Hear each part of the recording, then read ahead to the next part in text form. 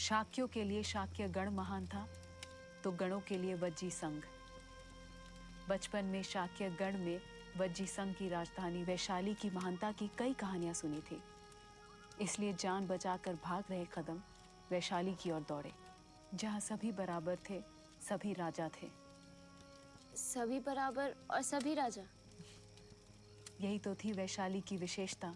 महाभारत के समय एक राजा विशाल के नाम पर बनी थी वैशाली, पर जिसने लिच्छवी गण और वैशाली का इतिहास रचा वह था नाभाग। तुम में से कुछ पीढ़ियों से मेरे कुटुंब की सेवा करते आ रहे हैं। मेरे बच्चे तुम्हारी गोद में खेलकर बड़े हुए हैं। मेरा बोझ तुमने उठाया है। मेरे पीने और नहाने के लिए तुम लोग गंगा से पानी लेकर आते हो। मेरी पालकी तुम्हारे कंधे पर चलती है। मेरी फसल तुम लोग काटते हो। मेरा भोजन तुम लोग पकाते हो। मेरी पत्नी के लिए उपटन तुम तैयार करते हो, उसका श्रृंगार करते हो, मेरे बच्चों की विष्ठा उठाते हो। फिर भी तुम मेरे दास हो, मेरे भाई, मेरे मित्र, मेरे साथी नहीं।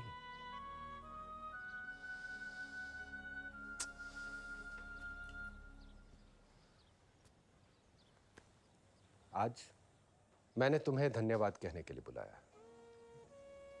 आज से कोई मेरा दास नहीं। इस घर में कोई छोटा कोई बड़ा नहीं। आज से तुम और मैं एक बराबर। दास और स्वामी बराबर कैसे हो सकते हैं राजा? होने चाहिए, होंगे। जो पीढ़ी दर पीढ़ी मेरे कुटुंब के दास रहे हैं वो आज से स्वतंत्र है। राजा, मेरे दादा परदादा सभी राज सेवा में रहे। मैं स्वतंत्र होकर करूंगा क्या? हमारे लिए तो जीना सेवा और मरना सेवा। पेट का गड्ढा भरना और तन ढकने के लिए स्वामियों के उतरे हुए कपड़े, इसी में खुश हैं हम।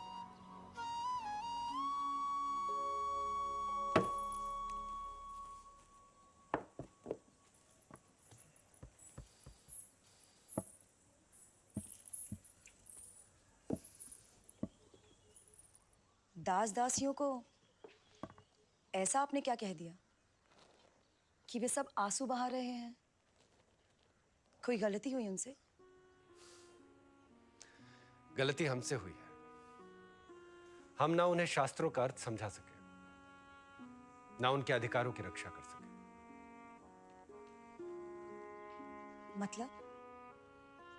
वेदांत कहते हैं, याज्ञवल्क्य कहते हैं, जनक कहते हैं, ब्रह्म और उनका सारा ब्रह्मांड एक है।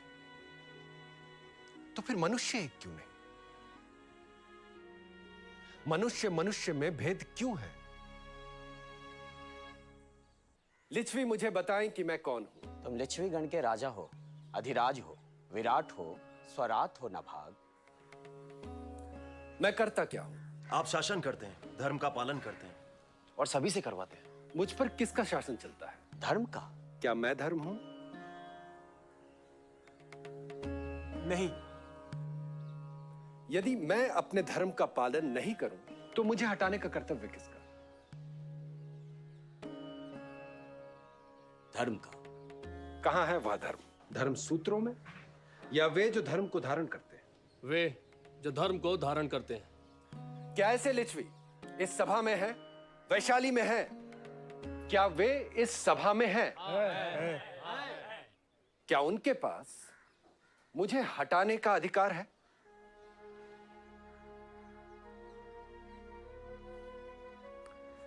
लिच्छवियों का मौन बहुत कुछ बोल रहा है। मैं पूछता हूं कि सिर्फ मेरा पुत्र ही, मेरा परिवार ही लिच्छवियों का राजा क्यों बने? यदि ईश्वर के सामने धर्म के शासन में हम सभी समान हैं, तो धर्म पालन करने और करवाने का अधिकार सिर्फ मेरे परिवार के पास ही सुरक्षित क्यों रहे? क्योंकि मैं दिव्य हूं? क्या सिर्फ मैं ही दिव्य हूं? क्या सिर्फ मैं ही महान हूं? क्या मेरे पहले कोई और महान नहीं था? मेरे बाद कोई महान नहीं होगा। महानता सिर्फ मेरे घर में ही पैदा होगी। कोई कह सकता है कि मैं विदेहों के, उपनिषदों के बहकावे में आ गया। मुझे उपनिषद कम पढ़ने चाहिए। मैं पूछता हूं वैशाली के लिच्छवियों से कि यह धर्म पालन करने और पालन करवाने की योग्यता लिच्छवियों के किसी कुल में नहीं।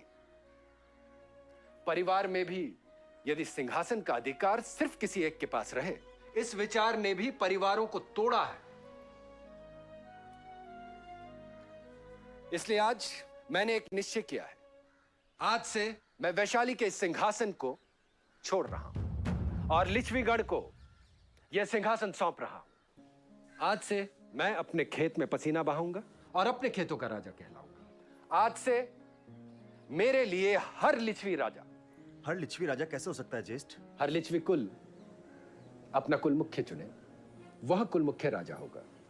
सभी राजा होंगे तो फिर शासन कौन करेगा विराट? गणपति।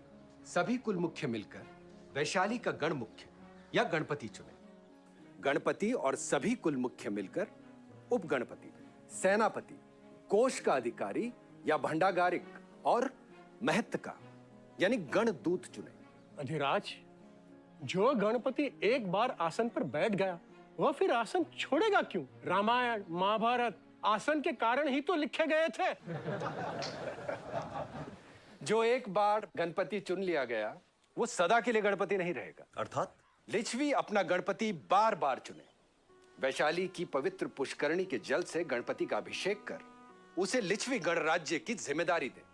सभी कुल मुख्य गणराज्य का हिस्सा हो, सभी बराबर हो। कोई गणपति गणराज्य से बड़ा नहीं होगा और गणपति को हटाने का कुल मुख्यों को अधिकार होगा। यहां हर कोई राजा होगा और कोई किसी का अनुयायी नहीं होगा। वैशाली में छोटे, बड़े और मंझले के सम्मान में कोई अंतर नहीं होगा। अब लिच्छवी यह तय करें कि वे वैशाली में कुलीन तंत्र चाहते हैं या गणराज्य, गणतंत्र। लिच्छवी गण अपने समय में सबसे ताकतवर गण था। मगध से स्वतंत्रता की रक्षा के लिए 8 कुलों ने मिलकर वज्जी संघ बनाया था, जिसमें लिच्छवी गण और विदेह भी था। इसमें लिच्छवी सबसे बड़ा कुल था। नाभाग ने मनुष्य की स्वतंत्रता के लिए जो स्वर उठाया था, उसकी रक्षा के लिए वैशाली ने हर कदम उठाया था और इसका अनुभव शाक्य गण से भागी हुई मुझ जैसी स्त्री को भी हुआ था। ऐसा क्या हुआ था माँ? वैशाली में उस समय 7,707 राजा थे, 7,707 प्रासाद थे। भगवान बुद्ध जीवित थे। वज्जी संघ में विदुदाब के लिए क्रोध था और भागे हुए शाक्यों के लिए करुणा थी। इसलिए मुझे एक राजा के प्रासाद में दास कर मिल गया।